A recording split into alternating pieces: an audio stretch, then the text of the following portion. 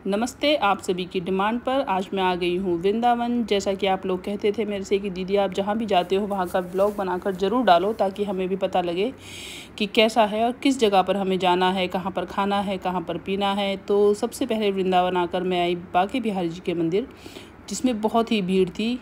Weekend में आकर बिल्कुल भी गलती ना करें। मैं बुधवार को आई थी, तब भी इतनी भीड़ थी। उसके बाद मैंने विज़िट किया वहाँ से वैष्णो देवी मंदिर, जो बहुत ही फेमस है। ये है उसकी एंट्री पर ही माता की जो ये आप मूर्ति देख रहे हैं बहुत ही सुंदर थी। और ये सभी रेड कलर में जो है बाहर भगवान श्री कृष्ण की प्रतिमाएं, उनसे रिलेटेड थोड़े बहुत गाय बैल इस तरह से बहुत सुंदर उन्होंने प्रतिमाएं बनाई हुई थी।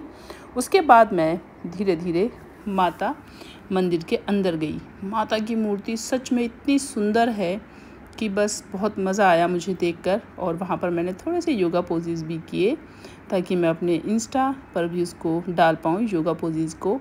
और हाँ, कोशिश करें कि सुबह या शाम अर्ली मॉर्निंग आप यहाँ पर दर्शन करें, क्योंकि दिन में बहुत गर्मी थी और पैर बहुत जल रहे थे। उसके बाद माता रानी का जो ये एरिया है, देखिए गुफा प्रवेश, इसमें मैंने एंट्री की। और इस गुफा के अंदर जैसे कि हम नवरात्रि 9 दिन के फास्ट रखते हैं, वैसे ही नव दुर्गा यहाँ पर स्थापित की गई हैं। सभी तस्वीरों के सामने एक डिस्प्ले लगाया गया है, जिसमें उनके बारे में अच्छे से जानकारी दी गई है। 9 मूर्तियों के अलावा यहाँ पर मुझे ये भगवान गणेश की मूर्ति जो सबसे पहली थी, जैसे कहते हैं कि भगवान गणेश का हर पूजा में सबसे पहले हमें उनकी कथा या हमें उनकी आरती करनी चाहिए। उसके बाद 1 बाय 1 सभी माताओं की तस्वीर इस तरह से स्थापित थी। देखिए शेरों वाली माता, और मेरे साइड में आप एक छोटा सा डिस्प्ले देख रहे हैं जहाँ से लाइट चमक रही है। यहाँ पर उसके बारे में सारी जानकारी दी गई थी। इसी तरह से धीरे धीरे मैंने सभी माताओं के दर्शन किए और पूरा ये गुफा से निकलकर फिर हम एग्ज़िट पर आ गए थे। मैं आपको बता दूं कि वृंदावन 3000 किलोमीटर में फैला हुआ है, जो भगवान श्री कृष्ण और राधा रानी के अटखेलियों के लिए फेमस है।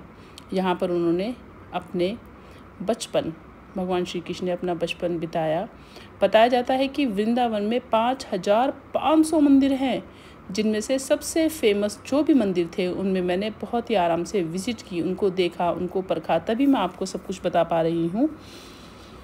माता रानी के दर्शन के बाद ये था एक 4 धाम, जहाँ पर माँ वैष्णो देवी के धाम के बाद हम गए शनिधाम।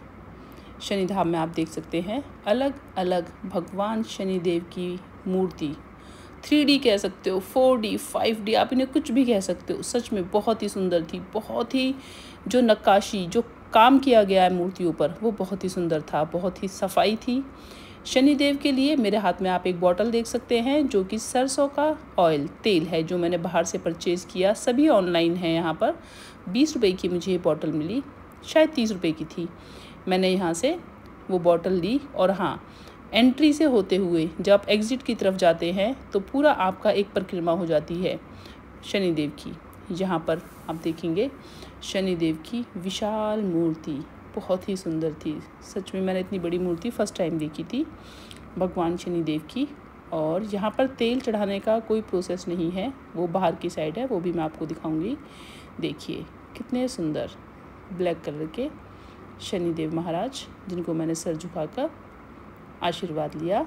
और इसके बाद मैं साइड से होते हुए आ गई शनिधाम से बाहर आकर ही यहाँ पर हमने सरसों का तेल चढ़ाया। वैसे अच्छा भी है, अगर सरसों का तेल हम अंदर चढ़ाते तो वहाँ पर गंदगी काफ़ी हो जाती। ये आउटसाइड था जहाँ पर मैंने शनिदेव को तेल चढ़ाने के बाद मैं वहाँ से निकली।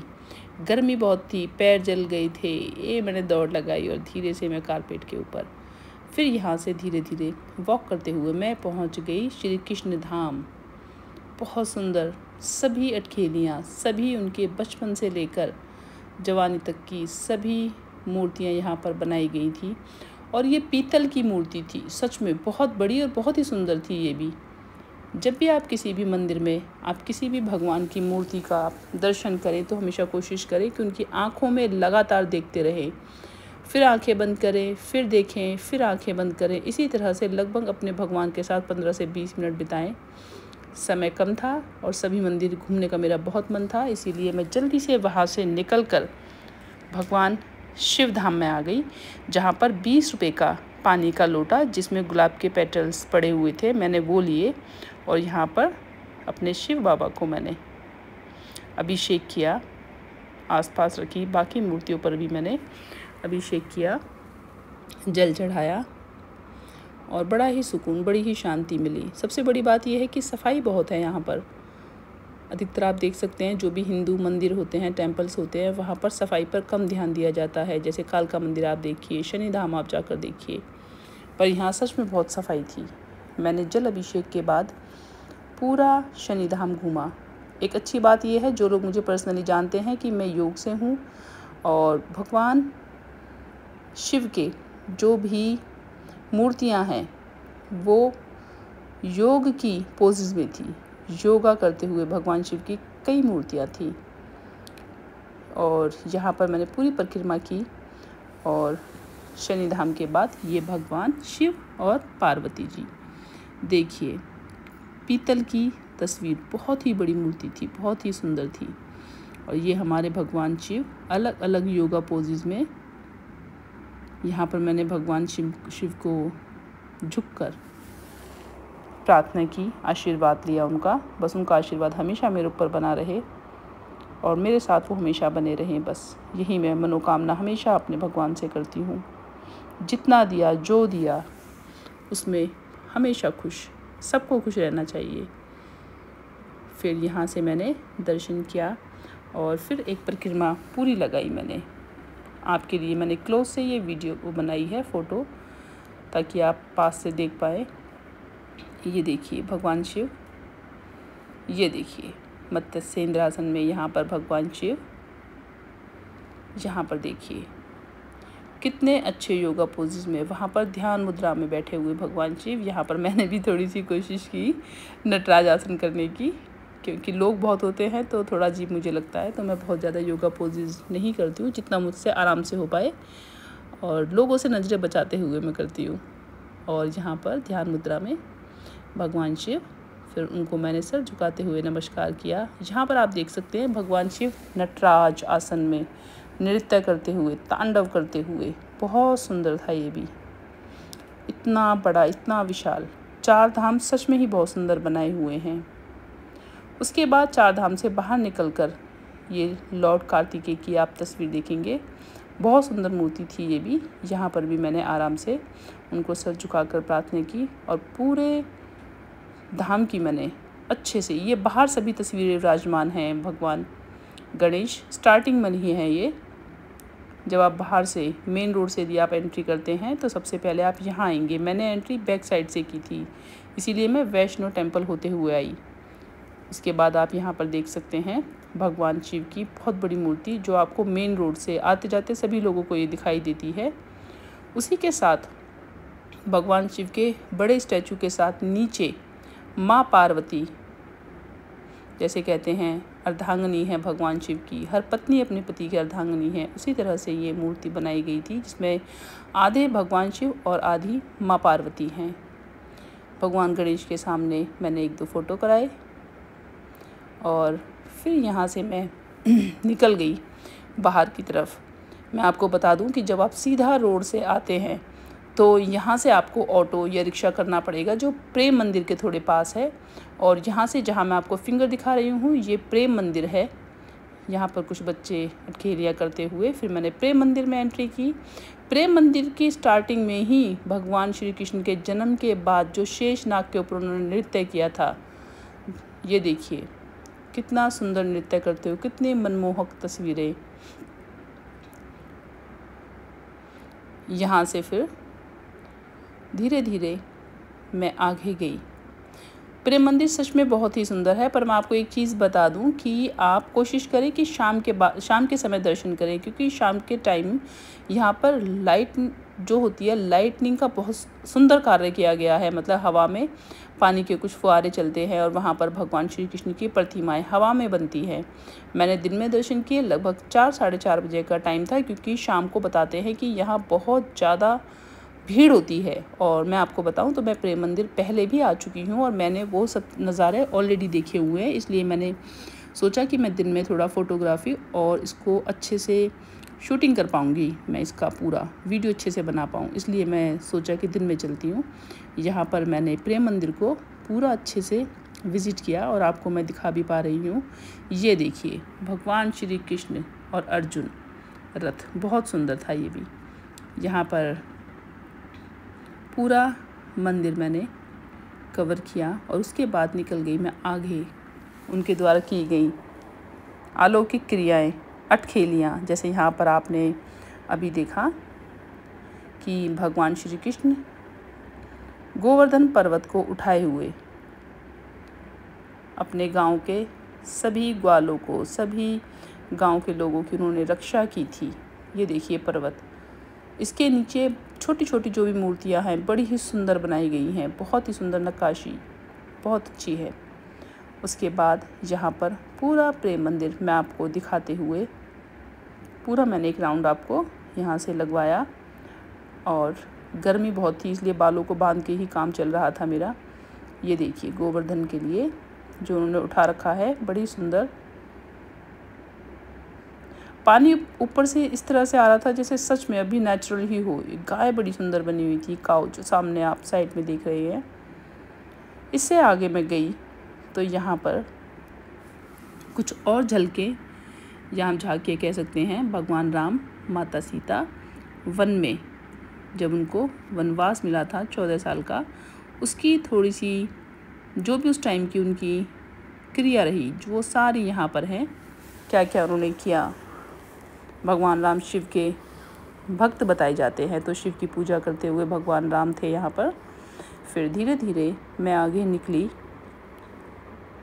तो यहाँ पर भी आप देख सकते हैं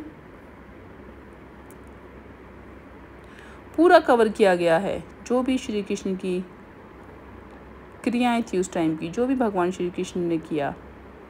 यहाँ पर अब थोड़ी थोड़ी शाम होते हुए आप देख सकते हैं आसमान कितना सुंदर लग रहा है। और मेरे पीछे प्रेम मंदिर, ऐसे लग रहा है जैसे कोई छोटा सा हमने स्टैचू रख दिया है। यहाँ पर राधा कृष्ण झूला झूलते हुए फुर्सत के पलों में, और गोपियाँ, बिल्कुल ऐसे लग रहा था जैसे सच में नेचुरल हैं ये सभी। यहाँ पर मैंने कुछ थोड़ी सी वीडियोस बनाई, फ़ोटो शूट किया अपना, और बहुत ही इन्जॉय किया मैंने। लगभग शाम के 5:30 बजे हुए थे और भीड़ उतनी नहीं थी। बताया जाता है कि यहाँ पर इतनी ज़्यादा भीड़ होती है कि फ़ोटो खींचना भी अपने आप में बहुत ही मुश्किल है। देखिए मेरे आसपास आपको भीड़ उतनी नहीं दिखाई दे रही होगी, क्योंकि उस दिन भी बुधवार का था, वेडनेसडे को हम लोग गए थे, तो अच्छे से हम देख पाए। प्रेम मंदिर से निकलने के बाद मुझे इस्कॉन टेम्पल जाना था। इस्कॉन टेम्पल के बीच में एक ये टेम्पल पड़ा। मैं आपको सच बताऊं तो जो टेम्पल वहाँ पर फेमस है उसमें भीड़ बहुत है, और जो टेम्पल फेमस नहीं है, जहाँ पर भीड़ आपको बिल्कुल नहीं मिलेगी, वो मंदिर भी बहुत ही सुंदर है। यदि आपके पास समय हो तो आप बाहर से ही मंदिर में आप देख सकते हैं कि बड़ी सुंदर सुंदर मूर्तियाँ होती हैं, तो आप एक आध और मंदिर में जा सकते हैं। जैसे मुझे ये मंदिर बहुत ही सुंदर लगा। उसके बाद में इस्कॉन टेम्पल में मैंने एंट्री की। इस्कॉन टेम्पल जिन्होंने बनाया, ये जो आपको तस्वीरें दिखा रही हैं, ये है प्रभुपाद, जिन्होंने इस्कॉन टेम्पल की स्थापना की। और आपको मैं बता दूं कि इस्कॉन टेम्पल भारत में ही नहीं बल्कि पूरे संसार में फेमस है। बहुत ही लोग इस्कॉन से जुड़े हुए हैं, प्रभुपाद के भक्त हैं। बहुत मात्रा में इस्कॉन टेम्पल आपको इंडिया में या इंडिया से बाहर भी मिल जाएंगे। यहाँ मैंने पूरे मंदिर को फोकस करके वीडियो बनाने की कोशिश की। ये प्रभुपाद की अलग अलग मूर्तियाँ, कृष्ण के बड़े भक्त माने जाते हैं प्रभुपाद, जिनके बहुत ही चेले हुए या कह सकते हैं इनके साथ बहुत इनके साधक थे जो जुड़े हुए थे। और धीरे धीरे ये जो हमारा इस्कॉन टेम्पल है, वैसे इसकी इन्वेंशन बाहर देश में ही हुई थी। इंडिया में ये बाद में लाया गया। जैसे जैसे भगवान श्री कृष्ण के भक्त जुड़ते गए प्रभुपाद से, फिर इसको भारत में लाया गया। यहाँ पर ये आप देख सकते हैं, उनकी पीतल की एक प्रतिमा थी, मूर्ति थी जो बहुत सुंदर थी। पूरा जो इस्कॉन टेम्पल है वो भगवान श्री कृष्ण और प्रभुपाद जी के मूर्तियों से भरा हुआ है। सच में ये भी बहुत सुंदर था। एक बड़ा ही प्यारा भक्त था जो भगवान ठाकुर जी को, अपने कृष्ण जी को अपने साथ वृंदावन घुमाने लाया था। ये मैंने ऊपर से थोड़ा सा वीडियो बनाया जिससे आप देख पाए कि यहाँ की मार्केट काफ़ी अच्छी है। रश तो देखिए रहता है यहाँ पर, आप देख सकते हैं कितनी भीड़ है इस्कॉन टेम्पल में भी। इस्कॉन टेम्पल में दर्शन के बाद जब आप एग्ज़िट गेट से बाहर जाते हैं तो प्रसाद में खिचड़ी मिलती है। सच में बड़ी टेस्टी थी वो प्रसाद वाली खिचड़ी भी। ये देख सकते हैं भगवान श्री कृष्ण और राधा नृत्य करते हुए। यहाँ पर इस्कॉन टेम्पल के अंदर ही एक और हॉल था अलग से। ये सारी मूर्तियाँ वहीं पर बनी हुई हैं। ये देखिए प्रभुपाद जी की कितनी सुंदर मूर्ति। सच में बस ऐसे लग रहा था कि ये बोल ही नहीं रहे बस। ये भगवान श्री कृष्ण देखिए। और यहाँ पर ये मेन मंदिर, जहाँ पर भगवान श्री कृष्ण और राधा जी की आरती हो रही थी, कितने सुंदर है। पोशाक उनकी बहुत ही सुंदर थी और इतना रश था यहाँ भी। मैंने बहुत दूर से वीडियो बनाई है, आप ये देख सकते हैं।